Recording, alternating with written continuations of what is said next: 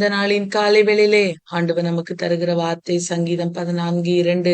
தேவனை தேடுகிற உணர்வு உள்ளவன் உண்டோ என்று பார்க்க கர்த்தர் பரலோகத்திலிருந்து மனுபுத்திரரை கண்ணோக்கினார்.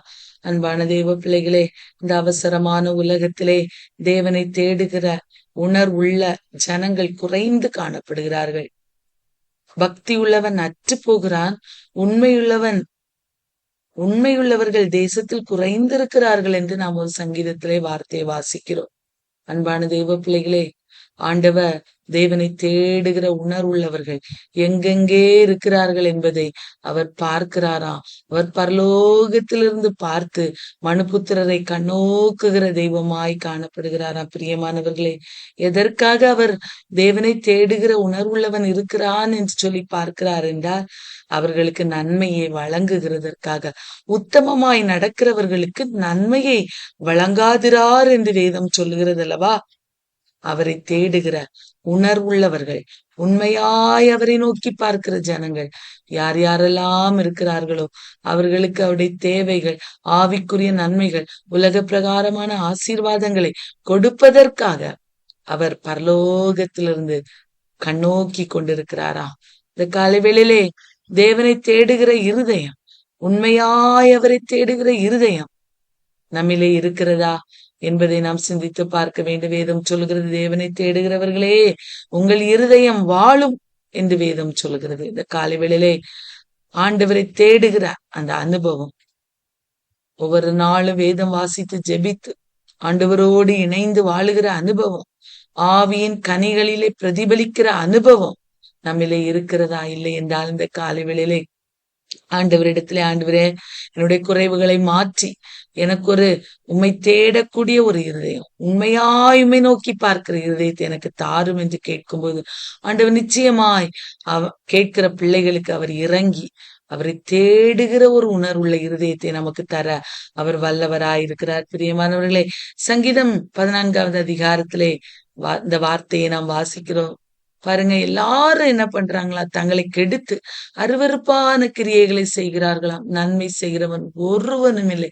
ஆண்டவருடைய அங்கலாய்ப்பாய் கூட நாம் இதை எடுத்துக்கொள்ளலாம். பிரியமானவர்களே, நன்மை செய்கிற ஒருவனும் இல்லை என்று வேதம் சொல்ல. உலகத்திலே பார்க்கும்போது கிறிஸ்தவ ஜனங்கள், இன்னும் ஆண்டவரை அறியாதவர்கள் கூட, ஆண்டவரை அறிந்தவர்களும் அறியாதவர்களுமாய் சேர்ந்து இஷ்டம் போல மனம் போன போக்கிலே தவறுகளை துணிகரமாய் செய்கிறார்கள், பாவங்களை துணிகரமாய் செய்கிறார்கள். வேதம் சொல்லுகிற நன்மை செய்கிறவன் ஒருவனும் இல்லை என்று. அதனாலதான் ஆண்டவர் சொல்றார், நான் தேடுகிற உணர்வுள்ளவன், என்னை தேடுகிற உணர்வுள்ளவர்கள் யாராயில் இருக்கிறார்களா என்று நான் பார்த்து கொண்டே இருக்கிறேன் என்று சொல்லி ஆண்டவர் சொல்லுங்க. எல்லாரும் வழி விலகி ஏகமாய் கெட்டு போனார்கள், நன்மை செய்கிறவன் ஒருவனும் இல்லை, ஒருவனாகிலும் இல்லை என்று வார்த்தை சொல்கிறது. இந்த மாதிரி ஆண்டவருடைய புலம்பலுக்கு, அங்கலாய்ப்புக்கு நாம் உள்ளாகாதவர்களாய், ஆண்டவருக்கு பிரியமான வாழ்க்கை வாழுகிறவர்களாய் நாம் காணப்பட வேண்டும். பிரியமானவர்களே, பாருங்க, இப்படி தேவனை தேடாத ஜனங்கள் கர்த்தரை தொழுது கொள்ளுகிறது இல்லையா? ஆண்டவரை தேட அவர்களுக்கு நேரம் இல்லை. அவசரமான உலகத்திலே வேலை வேலை என்று வேலைகளுக்கு பின்பதாக செல்கிற ஜனங்கள் அநேக பேர் உண்டு. ஆண்டவரை தேட மனம் இருக்காது, வேதம் வாசிக்க மனம் இருக்காது, ஆண்டுடைய பாதத்திலே அமர மனம் இருக்காது. இப்படிப்பட்ட ஜனங்களை பார்த்துதான் ஆண்டவர் சொல்றாரு, அவர்கள் கர்த்தரை தொழுது கொள்ளுகிறதில்லை. அன்பானவர்களே, ஆனா இன்னொரு கூட்ட ஜனங்கள் இருக்கிறார்கள், நீதிமான்கள். அந்த நீதிமான்களுடைய சந்ததியோட ஆண்டவர் இருக்கிறாரா? யார் யாரெல்லாம் ஆண்டவரை உண்மையாய் தேடுகிறார்களோ அவர்கள்தான் நீதிமான்கள், அவர்கள்தான் இரத்தத்தால் கழுவப்பட்டவர்கள். அப்படிப்பட்ட ஜனங்களுடைய சந்ததிகளோடே அவர் இருக்கிறாராம். பாருங்க, ஆண்டவரை யார் யாரெல்லாம் தேடுகிறார்களோ உண்மையாய் அவரை தேடுகிற பிள்ளைகளுடைய சந்ததிகளோடு அவர் இருக்கிறாரா. இரண்டாவதாக, அவருடைய சிறுமைப்படுகிறவர்களுக்கு அடைக்கலமா இருக்கிற ஆண்டவரை தேடுகிற பிள்ளைகள் ஒருவேளை சிறுமைப்படுகிறவர்களாய் இருப்பார்களே, ஆனால் அவர்களுக்கு அவர் அடைக்கலமா இருக்கிறாரா. அன்பானவர்களே, தேவன் நீதிமானுடைய சந்ததியை ஒருபோது கைவிடுகிறதில்லை. அவர்கள் சிறுமைப்படும் போது அவர்களுக்கு அடைக்கலமாயிருக்கிறார்.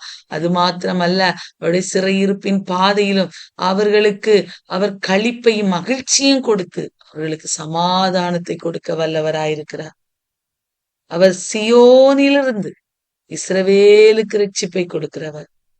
அவரை இஸ்ரவேல் என்றால் யார்? ஆண்டவரால் தெரிந்து கொள்ளப்பட்ட ஜனம், ஆண்டவரை தேடுகிற ஜனம், ஆண்டவரை தினந்தோறும் ஆராதிக்கிற ஜனம். அந்த ஜனத்துக்கு ரட்சிப்பு சியோனிலிருந்து வரும், பரலோகத்திலிருந்து வரும்.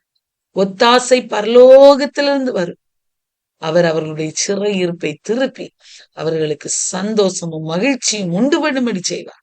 இந்த காலை வேளையிலே ஆண்டவரை ஆராதிக்கிற, ஆண்டவரை தேடுகிற பக்தியுள்ள நீதிமானுடைய கூட்டத்திலே நாம் இருக்கிறோமா?